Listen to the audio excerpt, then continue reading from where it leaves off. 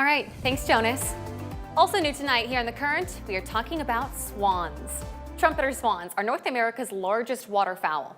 Native to Iowa and Illinois, they used to be as abundant as geese until their populations were decimated in the 1800s. But today, we bring you good news. Here to explain is Anna Buckart-Thomas, with avian ecologist with the Iowa DNR. Anna, thank you so much for being here with us.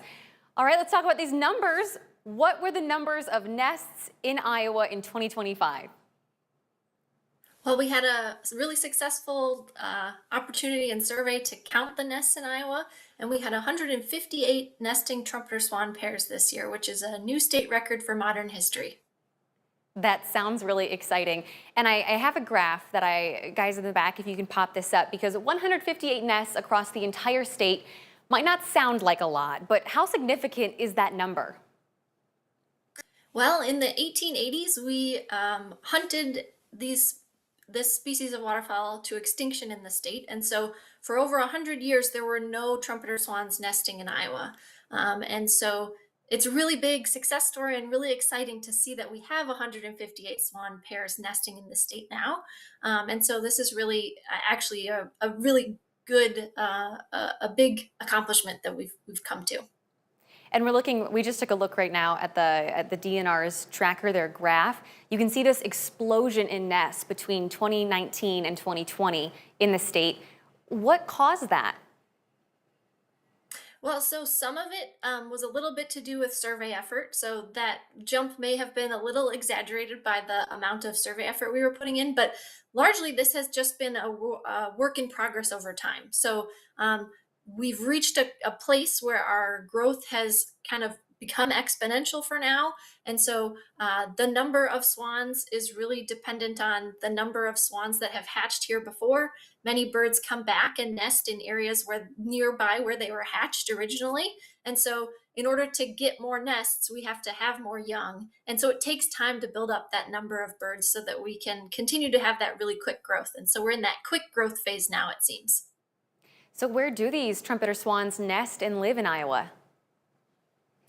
So trumpeter swans will nest all throughout the state, but the largest number of nests occur in the north central section of the state, in our prairie pothole region is what we call it, our areas of wetlands and prairie expanses up in that part of the state. But they prefer to have shallow wetlands and shallow lakes in those prairie settings is where they kind of hang out. And when we talk about population numbers and this good news today, we also have to acknowledge some challenges that face them. So what are some of the biggest things standing in the way of Iowa's trumpeter swans in modern day? Sure. So there's a few threats that we consider that still kind of limit the population. One of those is their exposure to lead. Lead tackle, previous lead shot is sometimes found in the wetlands. And because they dabble, they pick that up sometimes in the sediments and can be poisoned by lead, unfortunately. Power lines can also be an issue. Sometimes they're hard to see and birds will connect with power lines. And right now, avian influenza can also be an influence on their survival. So they've got some things that they may run into, but we're doing things to work on some of those issues as well. Absolutely. So Iowa, I should say, started really looking at restoring this population. They started their program in 1993. I know things were probably different now than they were, 30 years ago, but what are some ways the DNR today works to restore the population? Sure. So our program began in 1993, and we started releasing trumpeter swans that were from different parts of the country in order to establish a population here. Our first wild nesting pair occurred in 1998 in Dubuque County. And since then, we have had different levels of activity in that arena, but our really big restoration efforts occurred in the early 2000s, continuing to add more swans to the landscape.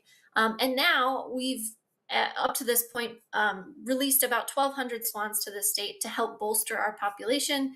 And now we're at a point where those birds are doing well and they don't need our additional help to add new birds to the population. And so now it's really focusing on monitoring that population and making sure that they have good habitat out there that they can continue to survive in.